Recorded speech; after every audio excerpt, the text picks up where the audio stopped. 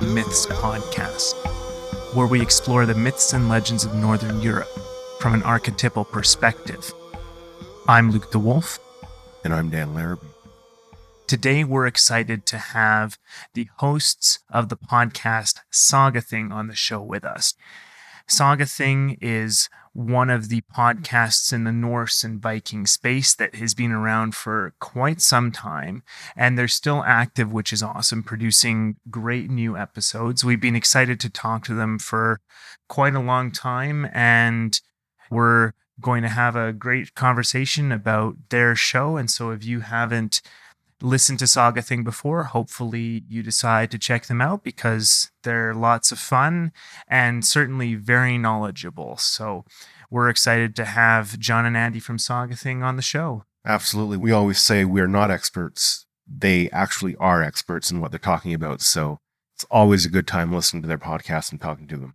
Yeah, they're both professors of medieval literature, and we're certainly going to ask them a fair bit about their background and how the show came to be. And so we'll hopefully find out a lot of great things about Saga Thing, and we certainly enjoy it very much, and so hopefully you do as well. Before we invite them onto the show, just want to mention first, the Northern Myths podcast is sponsored by Grimfrost.com. They are our favorite retailer of Norse and Viking merchandise and products. They have a huge selection of so many great things, whether it's historical Viking reproductions that they actually craft themselves, which is super cool, or contemporary clothing, which we are huge fans of. Like, they got some great shirts and gym gear and stuff like that. They're really got a good selection of products and things like that we enjoy. Their beard care products, we're big fans of the beard care products, not just beard oils, but they got some really cool combs made out of like bone and stuff. Also got drinking horns and really awesome stuff like that, which is loads of fun. But yeah, they're at grimfrost.com. Yeah, some of those drinking horns are quite impressive. They're huge. I don't know what animal they came from, but you'd only need one drink that night if you're drinking out of that horn. Exactly. That's definitely one for sharing with friends. I think some of the really massive ones, absolutely. And the thing about Grimfrost that we really like, just like our show, they aim to build a bridge between the past and the present, bringing relevant parts of Old Norse culture into today's world. And if that sounds a lot like our show, that's definitely because it is. And that's why we're super thrilled to be able to get to tell you about Grimfrost if you haven't heard from them before. They're based in Sweden and they ship worldwide, just like the Vikings used to. So that's definitely something that we recommend checking out. They're an awesome company, great folks, and yeah, we just absolutely love all their products and everything that they produce. We've been fans since before this show started, so this isn't us just kind of saying this. Like, we're actually huge fans of their stuff. Absolutely, and we're incredibly honored that they've agreed to sponsor us and take us under their banner. So it's pretty awesome for us. Absolutely. Agreed. So definitely check them out. Grimfrost.com. We'll post a link in the description, of course. And the other thing you can do to support the show, if you like, is you can support us on Patreon, patreon.com/Northern Myths. Any little bit of support you want to offer is appreciated, and we're working towards getting some upgrades for our equipment, such as our microphones. The ones we're using right now are kind of an emergency stopgap after we realized the first ones we had, they were Blue Yetis. They weren't exactly great for our purpose. Having two of them in the same room is not so good. They pick up everything, and we needed something different. But now we want some better microphones that will make us sound even better, make the show sound even better. And there's lots of things that we can go for as well, like treating the studio space and things like that. So that's what we're working towards at the moment, as far as making some tangible, concrete updates to the show and to our equipment so that we can produce the best podcast we possibly can. We offer a few things to supporters there, especially early access to episodes. So we basically post them as soon as they're ready and edited. And then you get to listen to it early, usually at least a few days early from everyone else.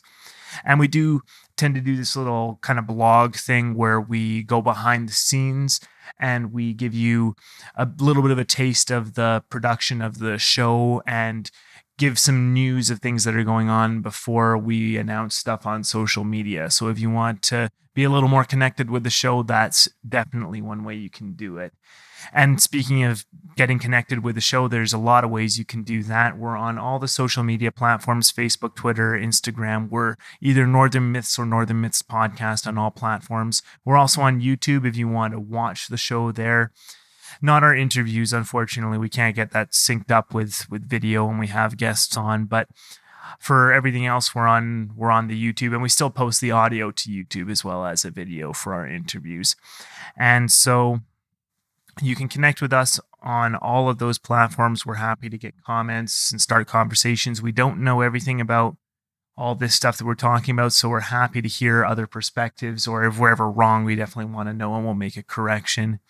And on YouTube, if you want to subscribe to the show, that's always appreciated. Even if you just listen to the podcast on your phone or iTunes or something like that, if you want to go on YouTube and give us a subscribe, that's a great way to help us out through numbers there. And the other way that really helps us out is reviews on whichever podcast platform that you listen. iTunes especially really helps us and helps us get in front of more ears and eyes. 5-star reviews, though. I hate that I had to say it, but that's the good one. That's the really good one that helps us get more exposure. So I think that's just about everything, and we might as well get the guys onto the show with us now. Yeah, let's talk with John and Andy from Saga Thing. Sounds good. John and Andy, thank you for joining us. Welcome to the show. Our pleasure. Thanks for having us. Thanks for having us. Well, we've really been looking forward to having you guys on. Saga Thing has obviously been one of the most established shows in the Viking Norse podcast space and definitely paved the way for us. So first of all, thank you for that. But would you both mind telling our listeners a little bit about yourselves, the show? Just give us a little introduction. You go ahead, John. You're the elder statesman. Oh, well, thank you very much. I'm going to just put down my Metamucil and see what I can do. So my name's John Sexton. Yeah, and I'm Andy Fringer. And we've been doing the Saga Thing podcast for about 5.5 years now. And probably the thing you need to know about us is that we've been talking about sagas with each other for, Andy, what is it now, 15 years? Yeah, quite a bit longer than 5 years, yeah. Yeah, we met in graduate school at the University of Connecticut, where we were both pursuing medieval studies degrees. We both got our PhDs from there. And saga studies became one of our minors and hobbies there. Obsession is the word I would use. Yes. Well, that's quite a long time to be talking about this stuff before forming the podcast. So first of all, that's just a great foundation for the show. How did Saga Thing come about then, the idea for the show? I think that's mostly Andy's fault. Yes, yeah. So, I moved to, I got a job at Kent State University in 2010. And the first year I was there, it was snowing like crazy. Like it was just nonstop snow. And I had this really long driveway. And I would listen to, I discovered these things called podcasts back around that time. And so, around that, I was just listening to podcasts. And one of the ones I discovered was Rex Factor. And I might have the years slightly wrong in terms of when I started listening to Rex Factor, but that was really the start of it, was listening to Rex Factor and listening to a bunch of other podcasts. And I was really attracted by the format of Rex Factor. You had Graham doing the delivering the facts and the history and the biography, and then you had Ali Hood doing the color commentary. And I just loved the back and forth exchange, as opposed to other podcasts I was listening to where you had a single narrative author, almost like a lecture format. There was something just engaging about the way they did that. And so I started thinking to myself as I'm shoveling snow, I think I could do this. What subject would I pursue, and how would I go about it? And really quickly came to the idea of doing something with sagas, because I really miss John. He, lives in Massachusetts and I was living in Ohio, and it would be a good opportunity to kind of rekindle that relationship that we had over the sagas if we started talking about them together and recording them for whoever would listen. And then Andy trapped me into this by getting me to come out to a conference in Cincinnati. and then driving me back across Ohio to my flight. If you've ever driven across Ohio, you know that there's plenty of time in the car. And so Andy said, "Oh, I have this podcast I've been listening to," and put on Rex Factor. And we drove for about 2 hours listening to Rex Factor. And at the end of the 2 hours, Andy just kind of turned to me and said, "So what do you think? Could we do one of these?" Yeah. And so, yeah, we just started teasing out the ideas, and then we kind of spent that summer kind of planning and thinking about possibilities, coming up with a name, what the structure would be, what our judgments would look like, all that kind of stuff. Good times. That story sounds a lot like sort of our story, where it was like we were into this kind of stuff, and then just one day, I think we were actually drinking mead, but it was like some weird, like, Of course. mead-hito thing. And it's like, man, I really like podcasts. Yeah, like we could do one. I mean, by this time we were thinking we could do anything. Right. That's the mead talking right there. Yeah, exactly. Yeah. The mead of inspiration. And and then the next day we were kind of like, do we actually want to do this? And then it kind of said yeah, and went from there. I don't know if it's better or worse that we made this decision in cold sobriety. Yeah. Well, you're so bored while you're driving, you can start thinking about anything. Well, yeah, I mean, obviously, if this was your area of expertise, then I mean, that's a great place to start. First of all, that's definitely something we cannot claim. We're not experts in any of this stuff. We're just kind of muddling through it as we go. But you guys, this is your background, right? Like the sagas was what you studied. Well, not exactly. I would say yes and no. I'm very envious of all the people I've met since then who actually that was their focus throughout their graduate career. John and I were really more Anglo-Saxonists, to be honest with you. But then we took a course in Old Norse just to kind of, I don't know, in school you just kind of take languages. That's kind of how I became a medievalist too. I was really a creative writing major as an undergrad, and then I stumbled upon an Old English course being offered by David Johnson at Florida State University, and I took that because Tolkien knew Old English, and I fancied myself the future Tolkien at the time. So once I took that class, that I was in. So same kind of thing happened with Old Norse, where the course is being offered.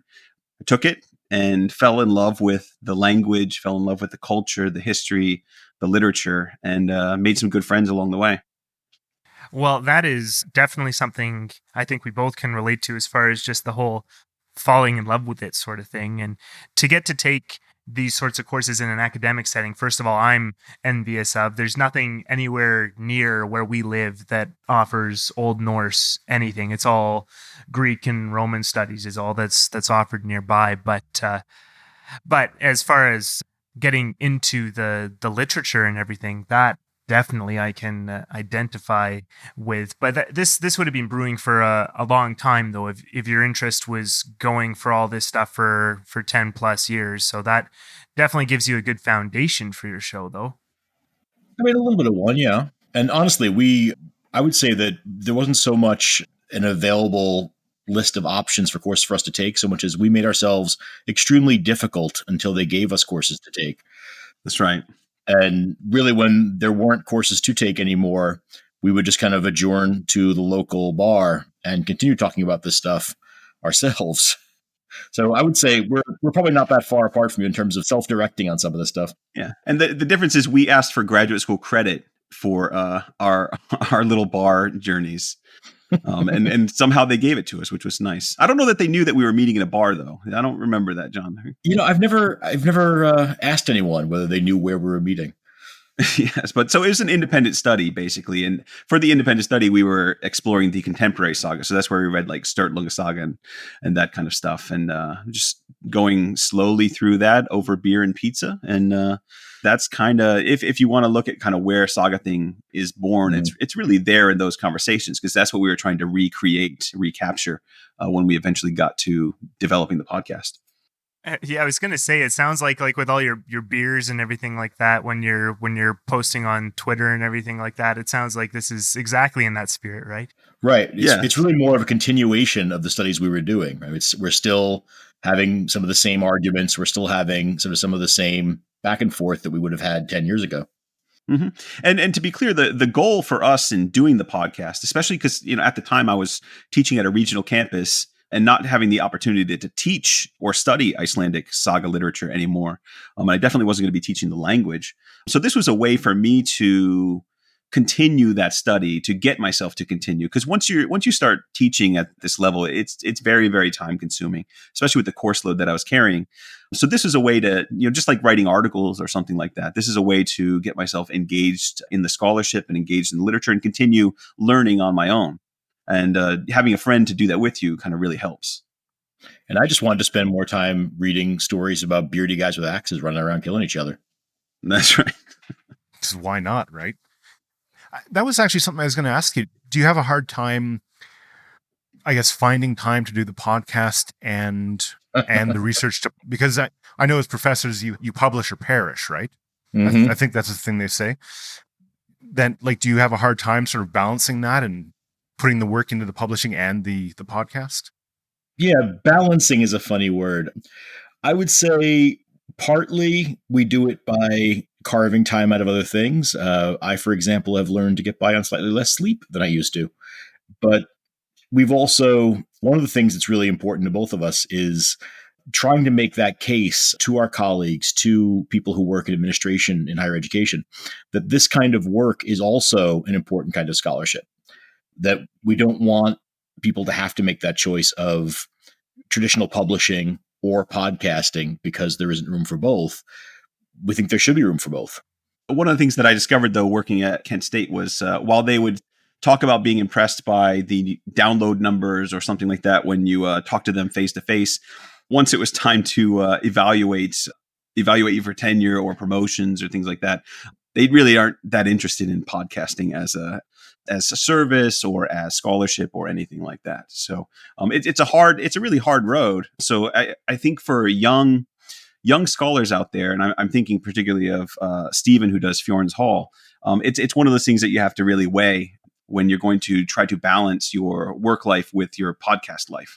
How are you going to sell it properly? I think what he'll find eventually is that people will be much more accepting because it's a more established form than it was when we were kind of starting out.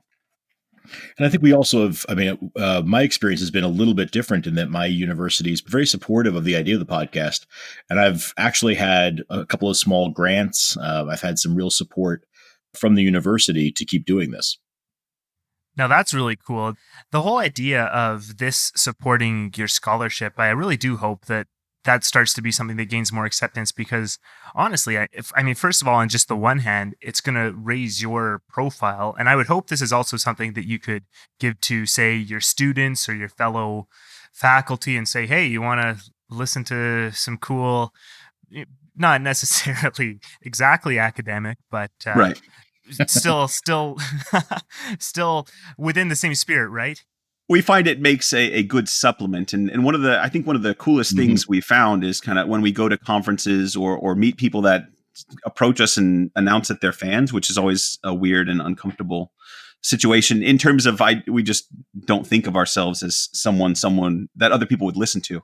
But when people do approach us in our field and say, I listen to your podcast and I give it to my students, that's one of the highest compliments that we get is that not only is the podcast entertaining to a few listeners out there, but some people see some value in it in terms of helping students access this literature.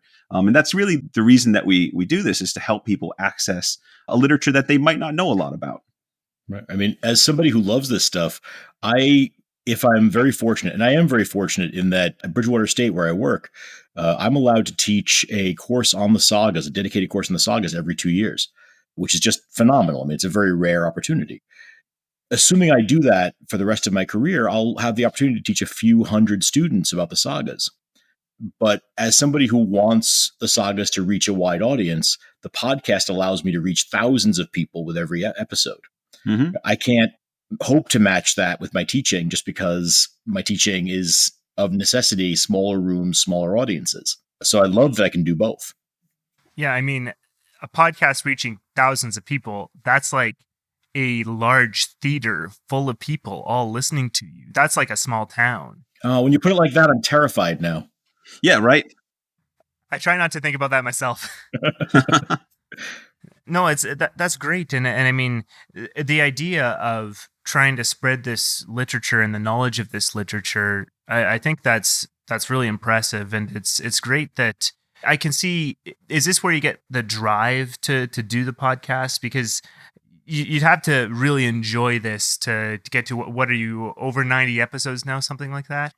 Yeah, 93 or 94 right now. Yeah. Yeah. Although we've been doing it, since 2013, and we still don't have 100 episodes. So that goes to show how hard the balance actually is between what we do professionally and what we do with the podcast. I'm curious about your insight to this, because you'd mentioned that not many people know about the sagas and this type of literature. Why do you think that is? Like, I know lots of people can talk about sort of like Greek mythology and Greek stories, or Roman mythology and Roman stories, but I know, like, going through school for myself, there was very little on Vikings, and it was usually me like doing a independent study on it, like, and I'm talking about like grade 5 or whatever, and all the way through there wasn't really anything on it. Any idea why that might be? I think some of that is language. The Milan Kundera, as a scholar of sort of literary criticism, wrote that if the sagas had been written in a more accessible language, they'd be widely regarded as the beginning of the novel. But because they're so relatively obscure, or were until relatively recently, they just don't have the place that they deserve in sort of the history of Western literature. Some of them are only just recently, in the last 15, 20 years, made available in a translation in English. And so it's an audience that is growing, but that really hadn't had an opportunity to enjoy the full corpus of what the Icelanders created until our generation. That's right. And I think, in terms of knowledge of Vikings, I think people are generally aware of kind of an overview of Viking history, but they're thinking of it in terms of Viking, that Viking diaspora and the expansion and exploration, trading, raiding, all that kind of stuff that people that the television show Vikings is kind of celebrating that aspect of things. But the culture and the language of medieval Iceland is so different from what most people are used to or aware of, that it's just not as accessible. And even I think today, one of the things we run into trouble with the podcast is how we translate the language of the sagas. And by that, we're working with English translations, but it's still the way that the stories are told, the delivery is very different from something that most people are used to. So it's just culturally a little bit more distant than your average French romance or English heroic tale.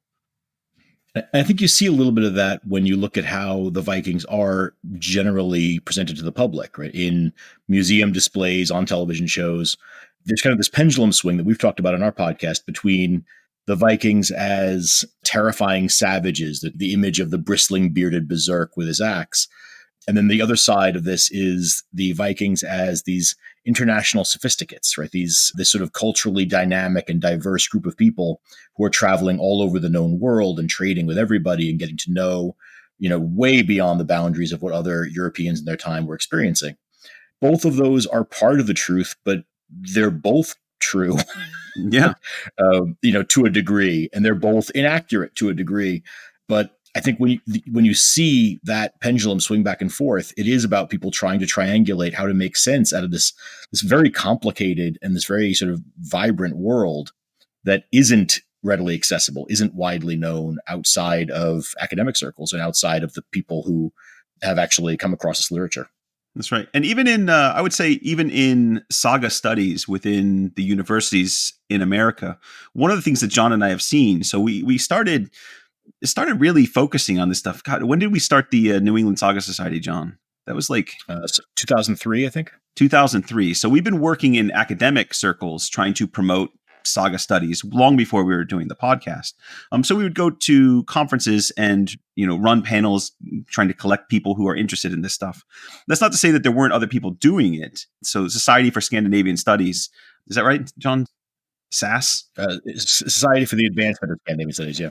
Society for the Advancement of Scandinavian Studies always has good panels as well. But there really weren't the community of saga scholars in North America was not that big going back to 2003 to 2007. But one of the things we've seen more recently is when we go to Kalamazoo, which is the International Congress on Medieval Studies in America that happens every May, there's quite a good contingent of saga scholars there now. There's a lot of panels, and the kind of work we were doing where we were trying to just basically promote by offering a grad student led panels, we don't really need that stuff anymore because there's so many other people doing it, which is great. No, it's really impressive to see. And it's great to hear that there's such a level of scholarship trying to dig into it. Now, what does a conference like this look like? What's being discussed?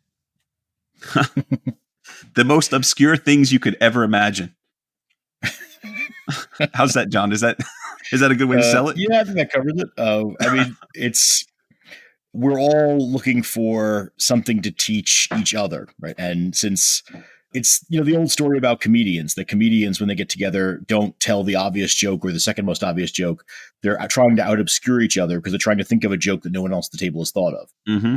And academics kind of work the same way. We've all got a certain level of knowledge of the material. So we're all trying to find that thing that nobody else has thought of yet. And that does mean that we tend to sort of dive down into rabbit holes and then keep digging. We're certainly a fan of digging down into rabbit holes. Now, the whole thing with the sagas, and maybe this also goes into what you're going to be covering on the podcast. Correct me if I'm wrong, but you're on the 29th saga currently that you're covering, right? It's the 25th saga. We messed up our numbers a little bit at the beginning. Oh, is that was because we did Ragnar and a couple other things that we counted incorrectly? Right. Yeah. Oh, okay. So, I didn't know that all took place, but so you do have a little bit more to go in terms of because I think you have 40 listed on your website. Yeah, the traditional number of Icelandic. So just to give listeners who aren't familiar with our podcast a sense of what we do, we decided there are a variety of kinds of sagas out there, many different genres. But the genre that we've selected to focus the podcast on they're called sagas of Icelanders. And these are the sagas that are written specifically about people that live in Iceland. These are the kind of local events, the local history of the families that settled there, and then the generations that follow after. And it's full of all kinds of great information. There's romance, there's violence, there's fighting sea animals, all kinds of amazing things in there. But yeah, there are traditionally the number of them is around 40. There's 40 family sagas, so that's what we've got to cover. Yeah, so I was going to ask, do you have any plans after you've hit that 40? I feel like, Andy, we've reached a kind of like the middle age part of our podcast now, because I feel like we're starting to get this question a lot. Yeah. People are realizing that we actually are going to make it to the end of this. And so I still have my doubts, but yeah. We've already got planned out several more cycles of the podcast. We're currently debating what we're going to do immediately after we finish the 40. I imagine we're going to go hide in a cave for a while, but we do have plans for covering what they call the Samtima saga, the contemporary sagas, the King sagas, the Heimskringla, and quite a few other things that we want to get to as well. Legendary sagas. So you guys do, you're the Northern Myths podcast. So you might run into stuff that pops up in the legendary sagas. That's where you get a lot of that kind of intersection between saga literature and Norse mythology. Those would be a lot of fun to do. There's a lot of cool ones out there, but I'm particularly interested in hitting that Heimskringla. Running through the kings of Norway would be a lot of fun. That's awesome, and I'm glad to hear that you have plans beyond what must have seemed at the beginning almost infinitely large number of sagas to get through, but now you're over halfway, obviously, and I mean that's maybe sort of how we feel in terms of, say, like the two main series that we've got are the Poetic Edda and the Kalevala, and the Poetic Edda we just realized we're almost halfway done, and so we're starting to get towards what are we gonna do next sort of thing, but there's just so much stuff, you know what I mean? There's so many places to go with this, and I think we're lucky that we haven't limited ourselves to one branch of mythology sort of thing. Although Right. honestly, we could focus on only the Norse, and we would never run out of material because Yeah. there's just so much. But I'm glad that you guys have somewhere else that you want to go to as well. Well, and we've already started pursuing other branches just because, sometimes you do the sagas and they do have a similar structure. So you want to kind of do something different every once in a while. So we started doing a variety of other things on the podcast. So we started something called Saga Briefs, where that was designed to be really short episodes where we would tell the stories behind the sagas. That's why they're called briefs. That was supposed to be a play on words. But the reality of it was that, anytime John and I start talking, we tend to go on because we just have so much to share. And we're not very good at editing ourselves. Not we're both long-winded blowhards or anything like that. That's where you get the the history episodes and some interesting stories, and that then turned into interviews as well, which we've done a handful of. And then we started playing with the Thouter, the short stories of Icelanders, which are just fun and they're different enough to be exciting and a nice change of pace for us. So we try to squeeze all that in as well. Yeah, I think we totally get squeezing in different things helps keep it all fresh. It definitely, I think from my perspective anyway, it definitely helps to be able to bounce between a couple of different series and have them on the go rather than try and tackle the entire Poetic Edda at once. We wouldn't, I don't think we'd have made it quite so far if we tried to do that. Yeah. And I would say in terms of the number of episodes, we were supposed to have only 40 episodes. It was supposed to be one saga per episode with the judgments folded into that. Oh, our hubris knew no end when we began. I mean, we were pretty sure. I think we had sort of mapped out it was going to take us 2 years, right? Yeah, we should have been done long time ago. Right. We always planned the Voluspa and the Havamal to take more than one episode, but I think it was one of the first, which one? It was Vafthrudnismal that we decided to push through completely in one go, and it was nearly 4 hours. We didn't expect that at all. Totally get where you're coming from. We didn't do that again. We realized that we need to have like a safe word where we know to split the episode off, sort of thing. Yes. If it's getting to be too long. Yeah, I think the thing that saved us eventually is that we often, because we both have small children, we don't get started until they've gone to bed. And we do have to get up in the morning and teach. And so at some point, our episodes have to end just because we have to get to bed for a few hours.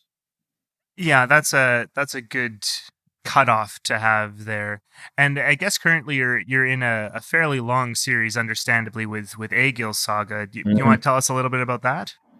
Andy, you want to tell them a little bit about that?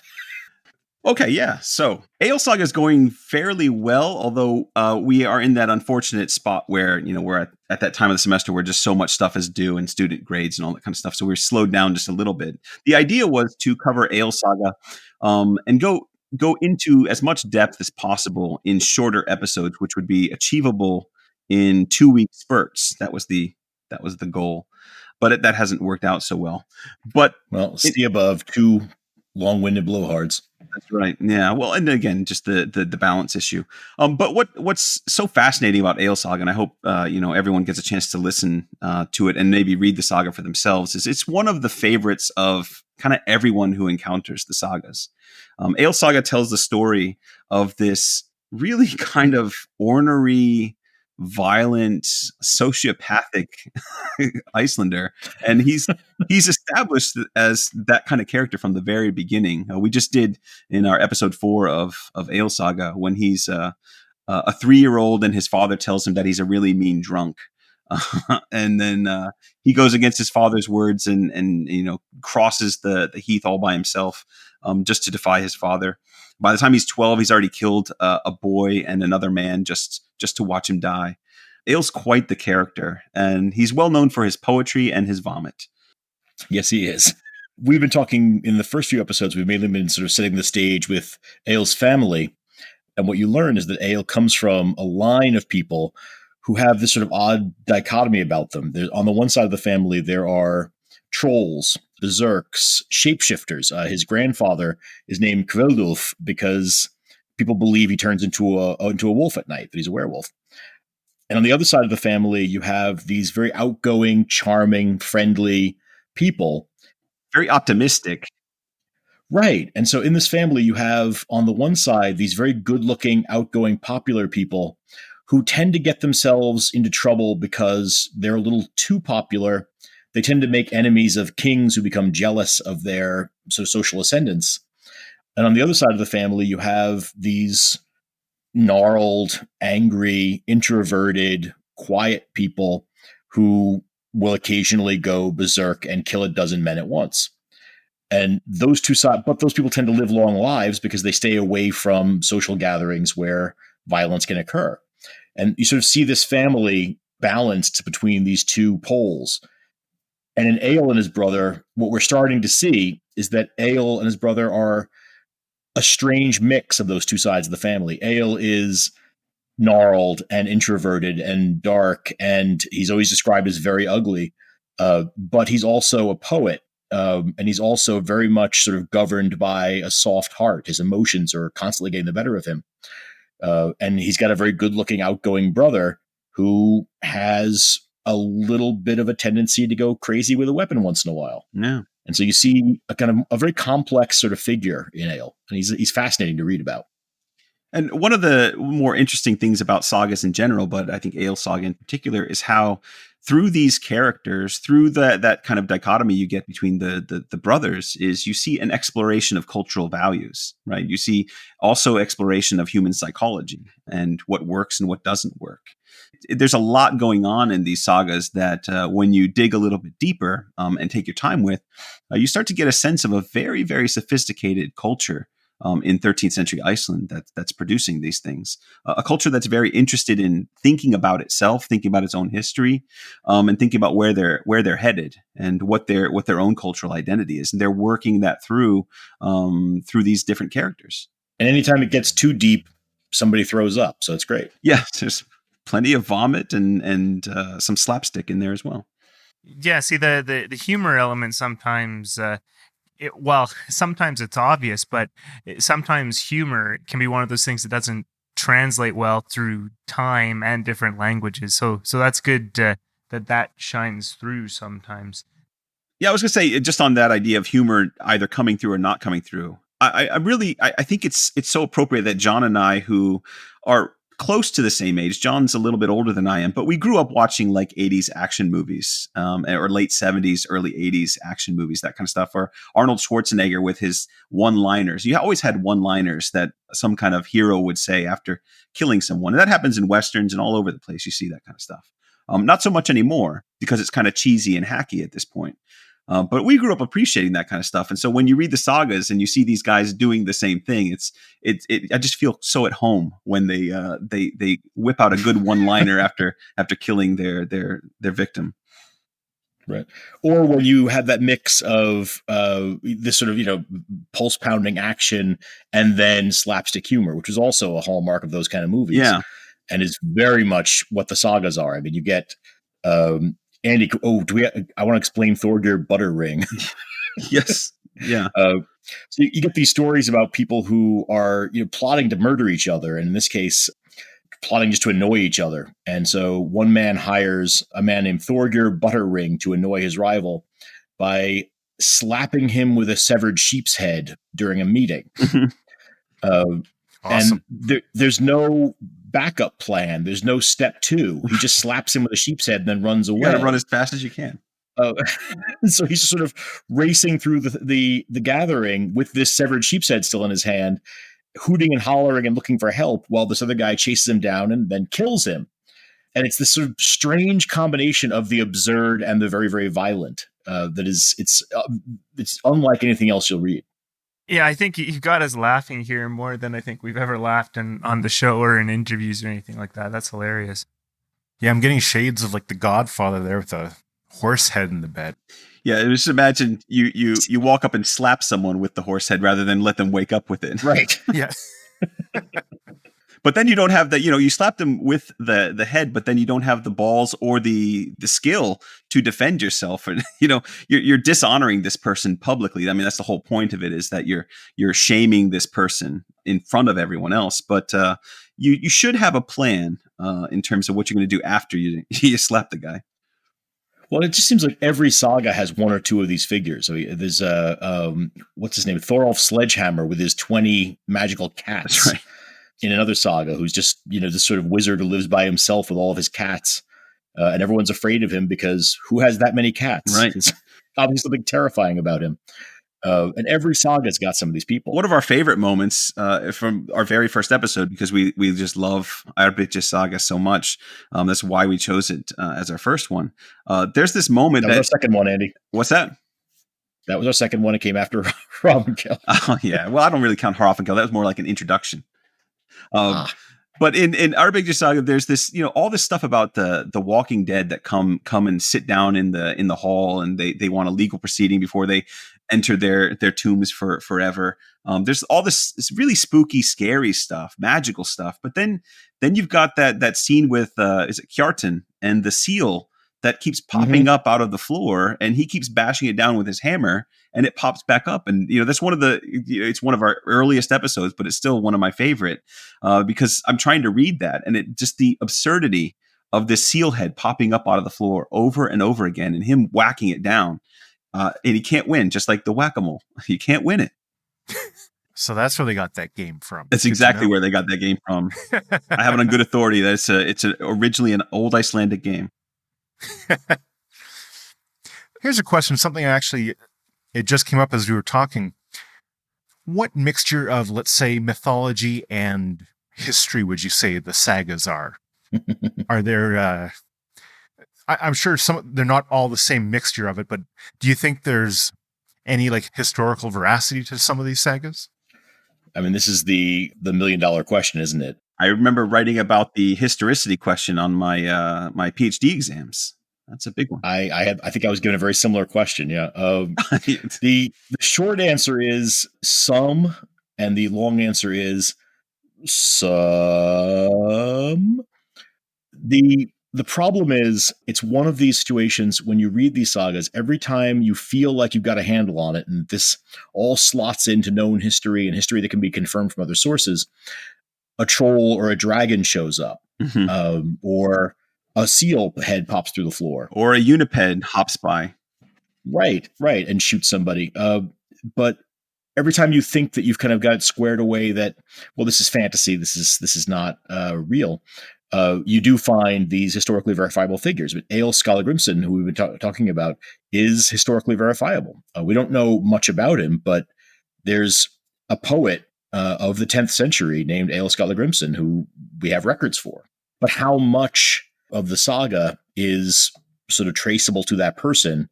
That's a very difficult question to answer. What you end up with is a kind of historical fiction. So it is historical in the sense that it talks about history, but it's not the kind of researched history in which the details can be proven that we tend to think of when we think of history now. Absolutely. And you can see that even, one of the convenient things is that you occasionally have sagas that tell the same story from different perspectives. So, for example, you got like Vopnafjörður Saga or Droplaugasonar Saga. Both of those are telling two different stories from different regions that intersect with each other. And so they offer different perspectives on that. And maybe a better way of thinking about it is the difference between the Greenlander Saga and the Saga of Eric the Red, which both talk about the discovery of the New World when they come to North America for the first time.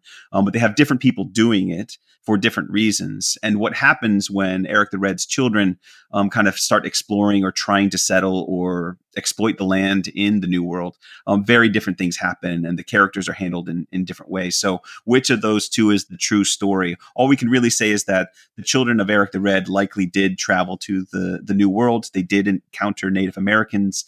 There was some kind of violence, but the actual details we can't really know. But the sagas are good at fleshing those things out for a variety of, I think authors always in literature are pursuing their own agenda that isn't necessarily just telling a true history. And some of what the sagas are doing is reflecting a few centuries of storytelling, right? So that the sagas aren't written down during the events that take place in them. They're written down about 300 to 400 years later. And so there's a chain of storytellers that links the past to the saga's present. And those storytellers have made of the story what they wished. And so you're also getting a little bit of that, the spin that a storyteller puts on a tale when he tells it. And sometimes that means livening it up with supernatural creatures. Sometimes that means cutting out extraneous detail or extraneous family members, and sort of getting down to that nub of the story. So what we end up reading is a kind of collaboration of many different people telling stories over the years. Yeah, the way oral tradition in general kind of works like that, I guess the pattern is that the greatest hits end up surviving. And it's interesting that you mentioned that they sort of maybe get embellished as well with these sorts of details. I hadn't thought of that angle. I think we've been aware that oral tradition really only keeps the main details. And I would figure if, say, these stories continued to be in the oral tradition for another 1,000 years or something, they would lose a lot of the other details. And that's what's so fascinating about the sagas as well, is even for that 300-400 year gap, they really do pack a lot of detail in them as well. How do you, when you're interpreting the sagas, how do you tease out these details and figure out what is as real as we can gather, if that makes sense? I think ultimately and we've talked about this on the podcast, it's the experience of reading these through and looking at the different versions of them and understanding the ways the stories have been manipulated. Ultimately, what you have is a series of iterations on an idea. The sagas themselves are all built around an essential structure, right, of feud, of revenge, of families coming to blows over resources or over honor. That there's a definite kind of thematic similarity among the sagas, which is then endlessly iterated on, endlessly retold. So when we look at something like the TV show Vikings, we're occasionally asked about whether it's upsetting that they're not really using the source material, but they're just telling one more version of the story of Ragnar Lothbrok and his children. And there are many, many, many versions of their lives already told in medieval sources, in post-medieval sources.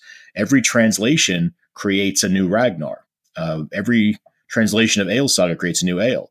And so ultimately, they're iterating on a story that has always been a kind of multi-purpose story, a story told for different reasons by different people. Mm-hmm.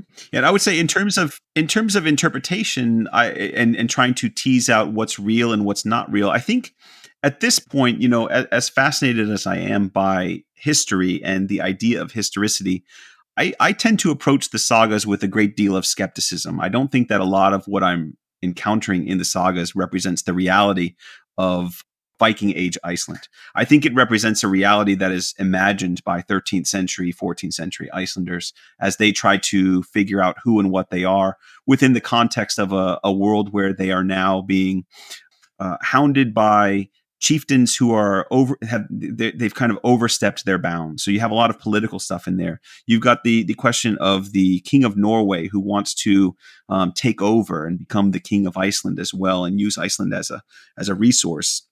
You've got a lot of other issues that are relevant to the content, relevant to the 13th and 14th century when the sagas are written.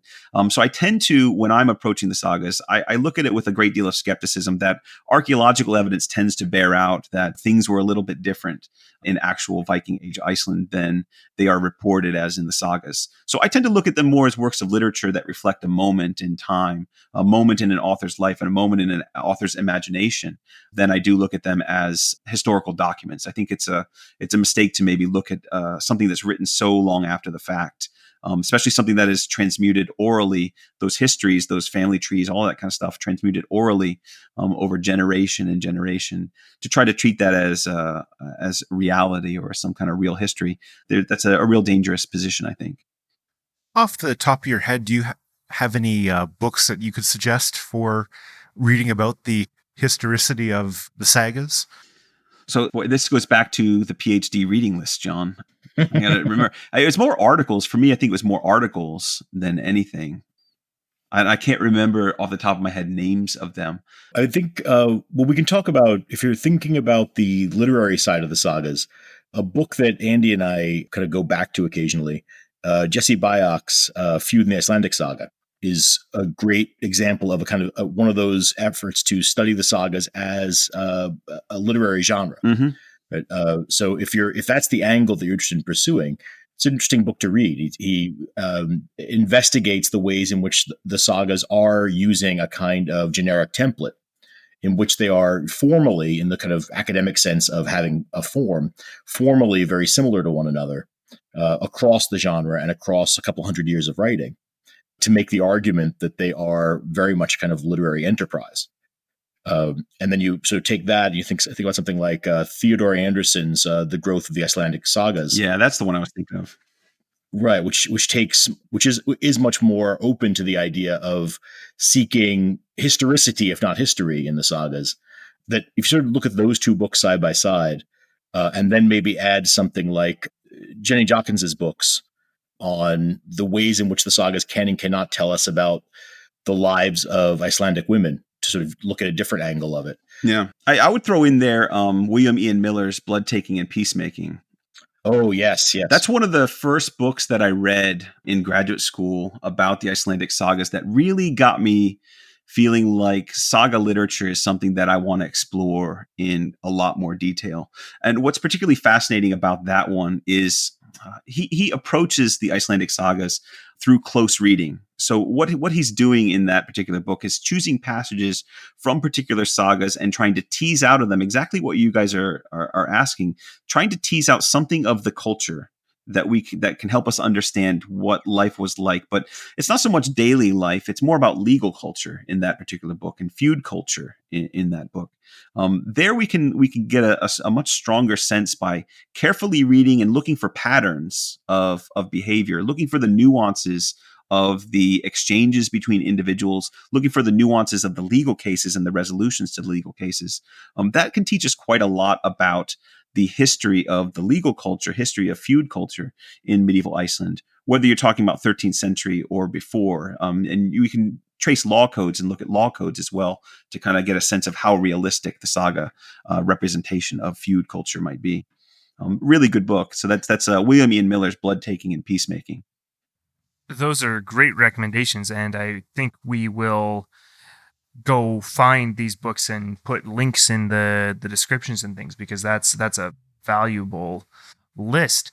You talked about, and I know this is kind of the structure, like the revenge and the feuding, and that being a common theme. Is there any sort of moral theme that comes up in the sagas a lot? Because that's something that we tend to find in the mythology a fair bit, but is there an equivalent in the sagas? One of the things that has always been a kind of a trope of saga scholarship is the idea that the sagas withhold judgment. Yeah. That you're not really given, they're not psychological in that, in other words. You see what people do, but you don't know why they're doing it. And so you're sort of, you're given the external truth of the situation, so to speak. And then it's kind of on you as the reader to interpret motivation, and thus to interpret morals, right? Or the moral perspective of the text. I think that's come under some fire. People have made the argument that the sagas often do tip their hand as to what you're supposed to approve or disapprove, and that there are often moral lessons to be had in the sagas, just as there's in other kinds of literature. It's just a different register. It's a register that comes much more through action than through a kind of internalized soliloquizing. That makes me think that, say, there's an action and then a consequence, and you can do what you will with that consequence. Is that kind of the idea? Yes, absolutely. I'm thinking back to Gisla Saga. One of the themes that we sort of found through that saga is the importance of a well-matched marriage. It's something that you see all through the saga. A good marriage and bad marriages sort of push the plot in one direction or another.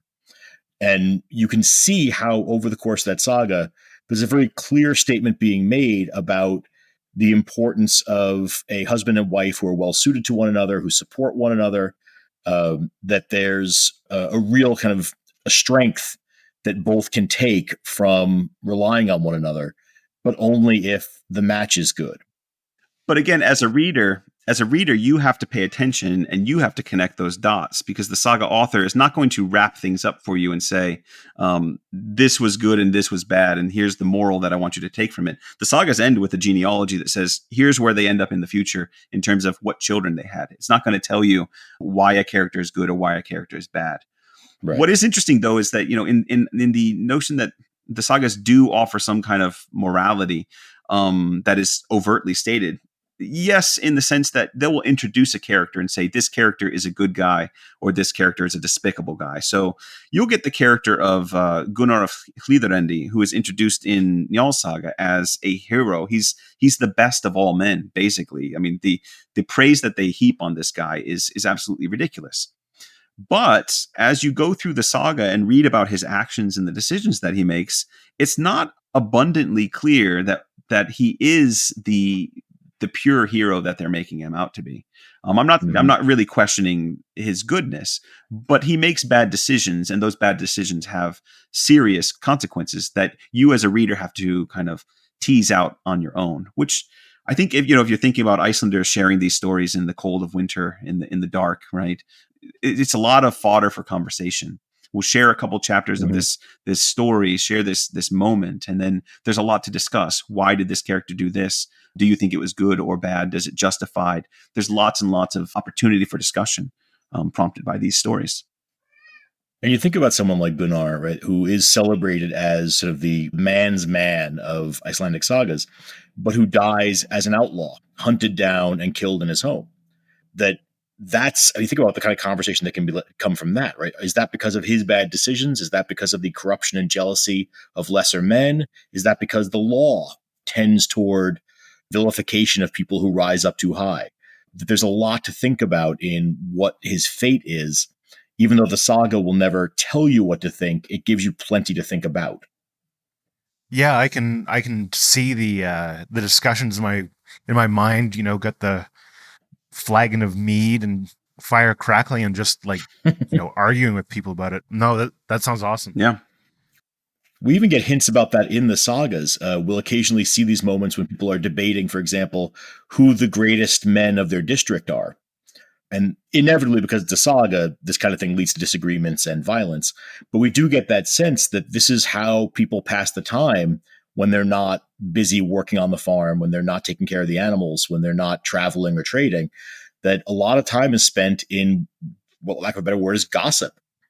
And there's nothing like the old grapevine of Iceland to get information and news around, right? Everybody's talking about everybody all the time. And so you get that sense that this could extend beyond the story as well, that even as people are listening to these stories, they're also sitting and gossiping. This question may seem a little open-ended based on everything that we've already discussed here, but how do you feel that the sagas have affected your lives? What have you learned from the sagas that is important? So you're talking to you're talking to literature professors who have made a living out of diving deep into literature, and each of us, I think, everyone who loves literature, not just professors, obviously, likes it for different reasons. For me, I think of myself in terms of my love of literature and my love of history is I'm a student of human nature. One of the things that appeals to me, particularly about medieval literature more broadly, religious literature or otherwise, is the way that they are so deeply investigating human psychology and human behavior and human social relationships and all of that kind of stuff. I think the sagas go really deep on that. I think they are good, even though they use character types and they use tropes and things like that. There's this deep fascination with human behavior in some of the worst possible circumstances as well. And one of the things that I see is a lot of parallels to other points in history in the ways that people behave. And one of the things you discover when you read a lot of literature, is that, especially historical literature, is that people don't change that much. So you can get a lot of insight into the people around you by reading literature like this. The fortunate thing is that we don't have axes anymore. We have guns. So maybe that's not. Wait, is that fortunate? No, I started fortunate, and then it shifted very very negative. Sorry about that. when I was going to say, well, we still have axes, but then, guns. Yeah. That's something entirely different. One of the things, this is slightly related, but I've always found really fascinating. And anytime I've taught the sagas, this always comes up, and I'm not the one that brings it up, but small scale societies tend to work in very similar ways, especially small scale societies where resources are an issue. Access to resources, access to the things that make it possible to stay alive and also feel good about yourselves. So a lot of times, one of the things that fascinates me about this competition for resources and this honor culture is the parallels that you see in other cultures around the world. But in particular, when I was growing up in Miami, Florida, seeing just kind of on the outskirts the strife that happens in inner cities with gang cultures. And then because I was on the outskirts of that, but aware that it was happening, I started investigating that through popular culture, obviously through music and through film, and then some books.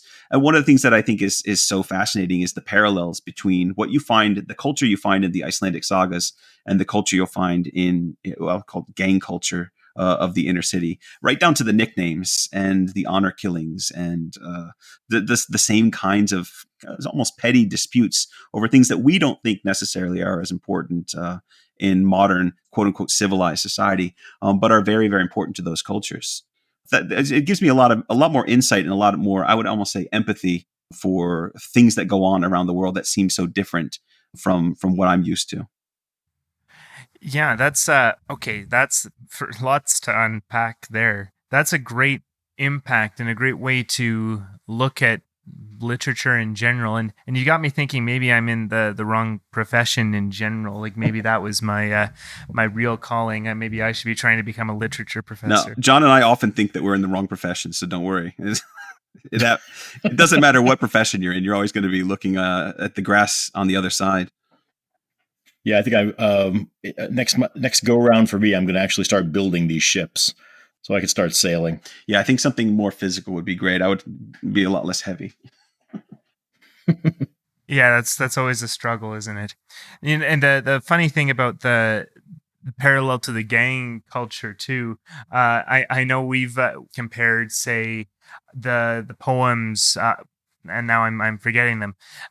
Where say Odin and Thor are going at each other, or Odin and Vafthrudnir. It's always Odin, but they're basically having a rap battle. Yeah, absolutely, yeah. That's one of the things you can bring up is that idea of the dozens when you're talking about fluting, right?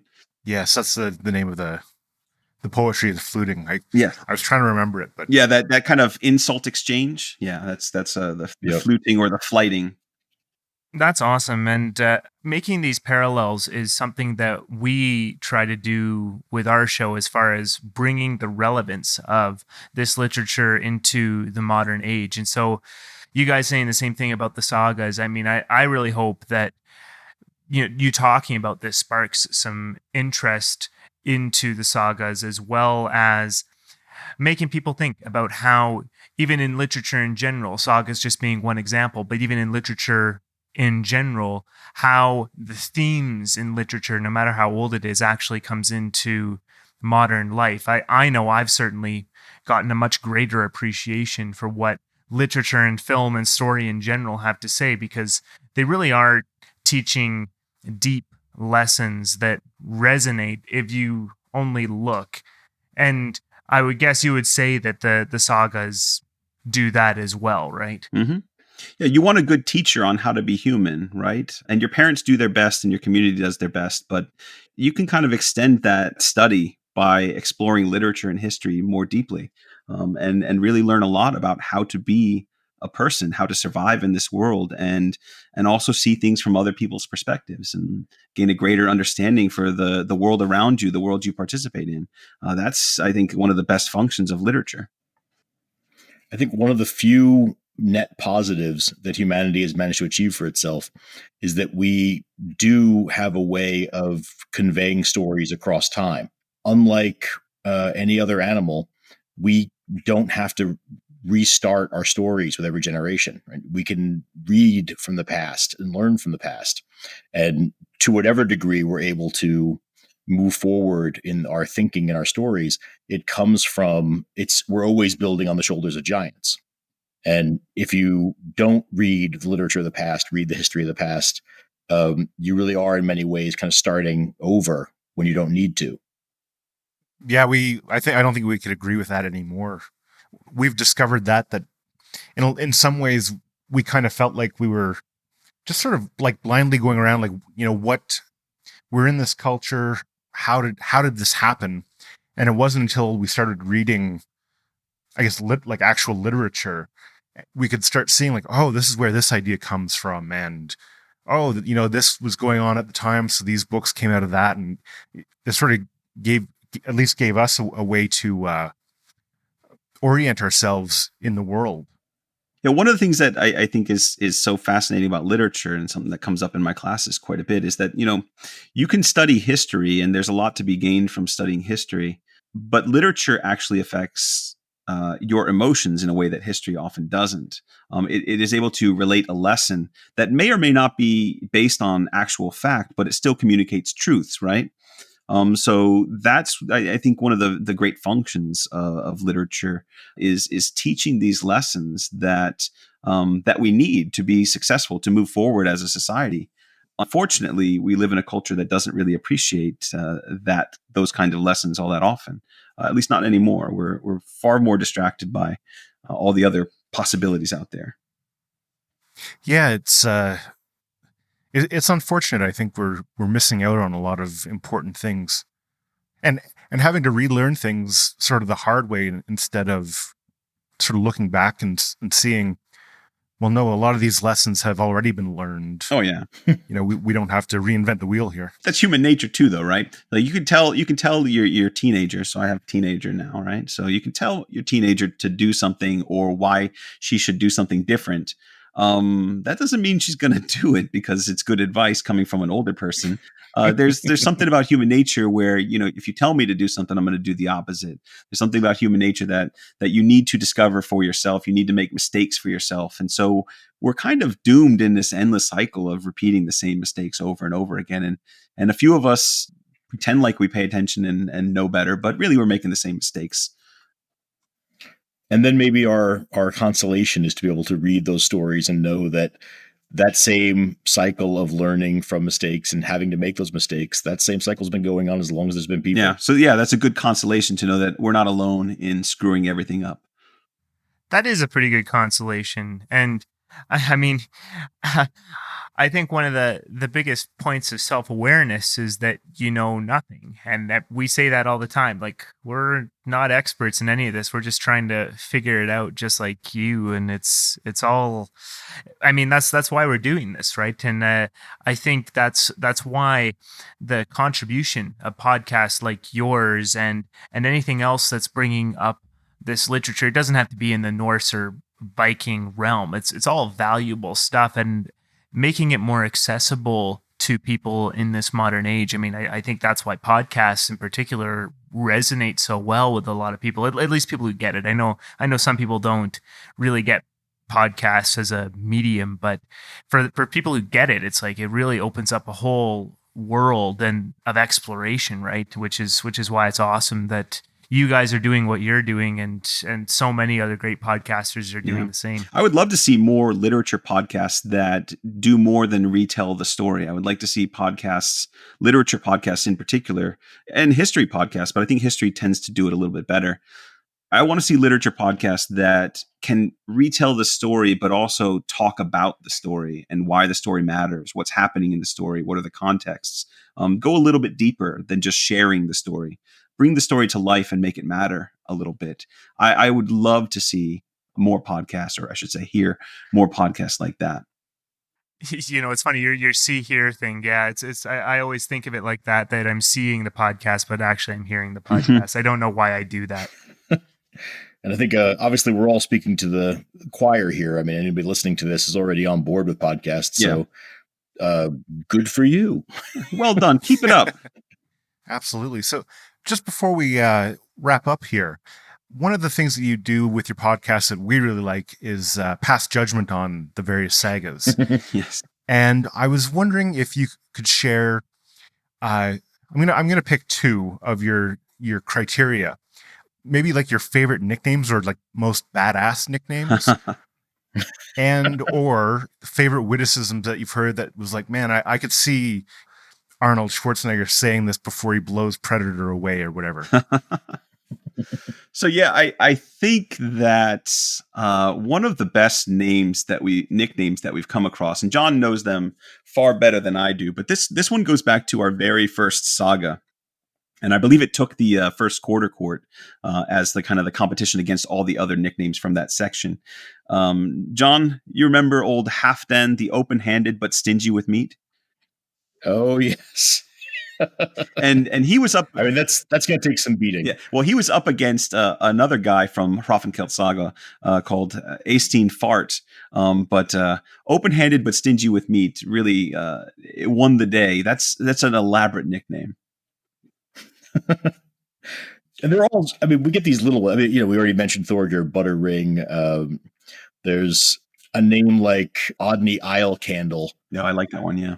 That just, just sort of demands that you try to understand what exactly that means. I'm sorry, I forget the other question, the other category. Notable witticisms. I mean, there's a couple that are so well known that I almost feel like I'm cheating by mentioning them.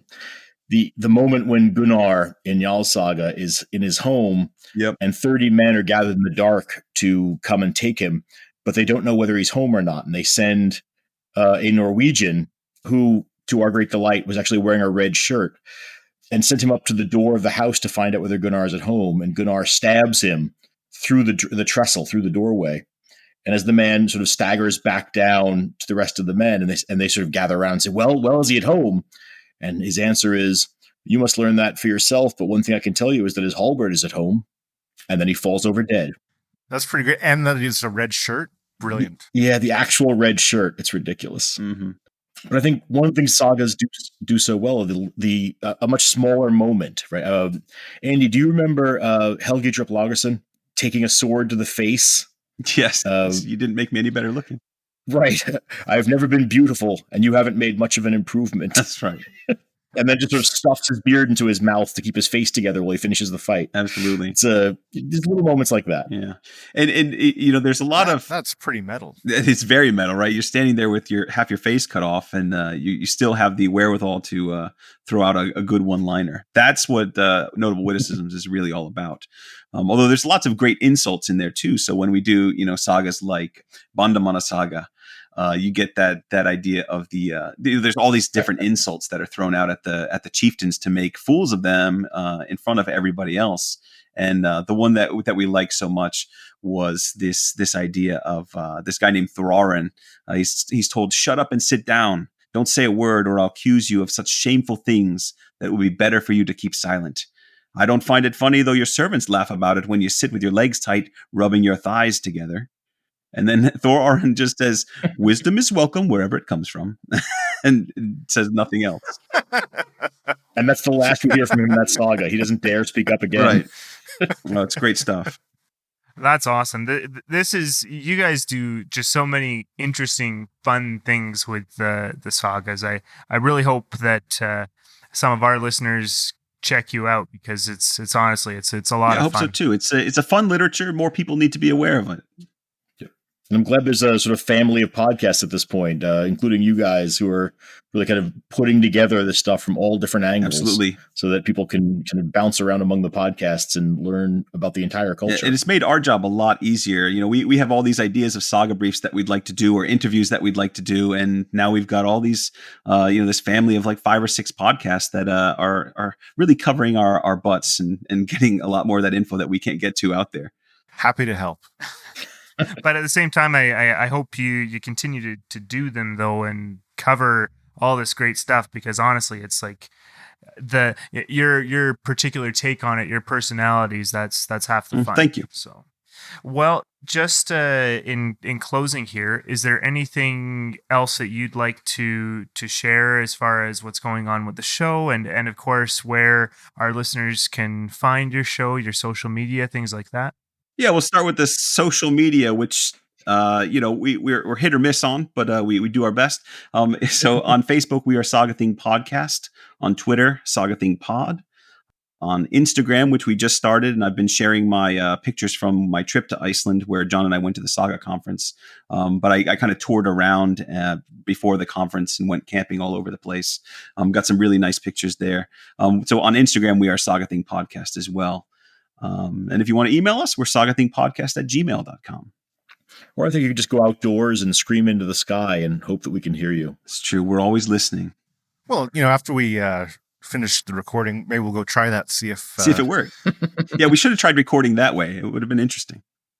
It certainly would have. Well, this has been a great conversation. It's been fantastic to get to talk to you both. As we've said before, I think it's just awesome to get to speak with you, having laid the foundations for everything else that's come into this space. We certainly owe you a debt of gratitude for kind of paving the way in setting this all up. And honestly, it's just been a lot of fun to talk with you both, and I hope we get to do it again in the future.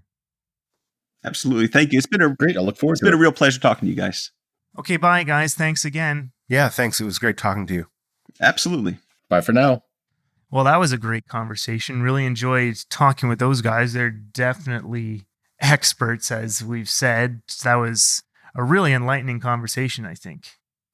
For sure. I had my mind blown a few times, like when they were talking about the show Vikings and how much they liked it because it's just another telling of Ragnar Lothbrok's story. That to me was like, of course it is. And now you can enjoy Vikings guilt-free now. It's just another retelling of the story. And I thought that was awesome. It was a really great conversation, and we'll definitely have to have them back on again to talk in more detail about some of their stories. But for now, I hope you go and check out Saga Thing. And of course, we'll have the links below to all of their social media and to their website and where you can find their podcasts. So thank you again to John and Andy for joining us.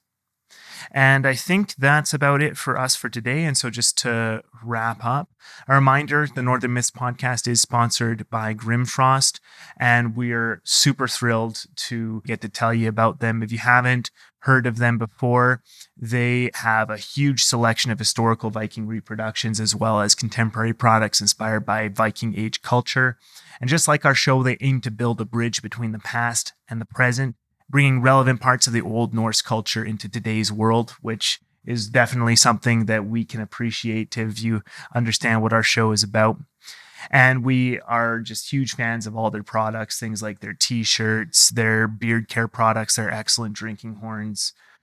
Check out their website, grimfrost.com, to see everything they have available. Yes, and we can't tell you how honored we are to be under their banner. So it's awesome to be sponsored by Grimfrost.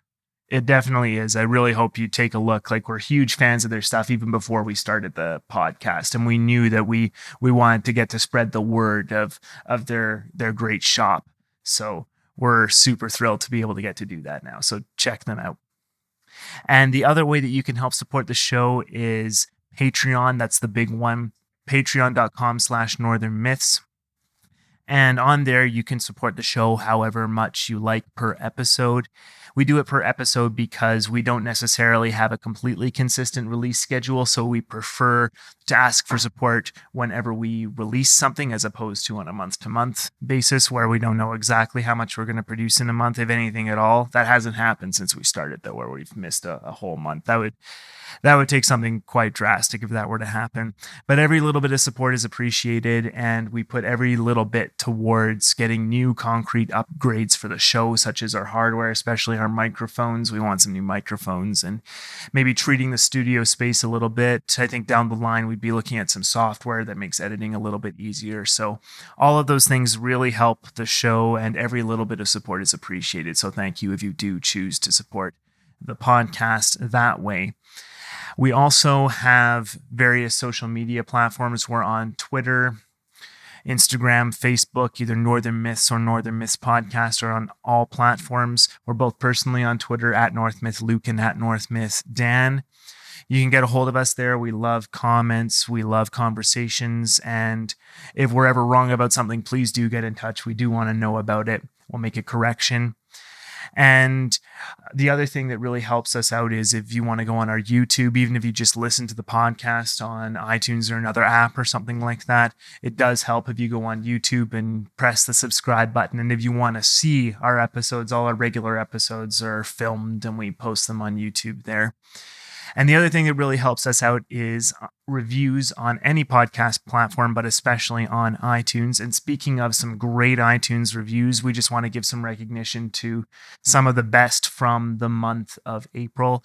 And just so you're aware, this is only from the US iTunes store. If we get others from other regions, it's just we don't see them until we get like a monthly digest thing. But on the US store, we go take a look and see what's recent and new. So if you have given us a review somewhere else and we just haven't seen it and mentioned it, we still appreciate that. And as soon as we go and see any other new reviews that come from other sources, we'll be sure to mention that. But these were some great reviews. First up, on April 1st, by MT Viking, he said, "I love this podcast. I'm still back around episode 22, but I listen almost every day. If I had anything negative to say, it would be that the only way to contact you guys to comment or ask questions about an episode or topic is to use social media. I won't use social media. It would be cool if you had a Northern Myths email or something." Well, that's a failing on our part for not publicizing our email as much as we should have. We have had it available on all of our platforms, but obviously it's not visible enough. You can get a hold of us at northernmythspodcast@gmail.com. And certainly we appreciate email and we'll get back to you if you contact us there.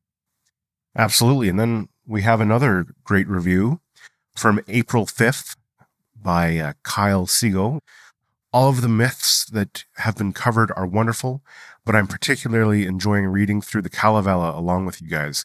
Keep up the great work. Only 43 runos to go."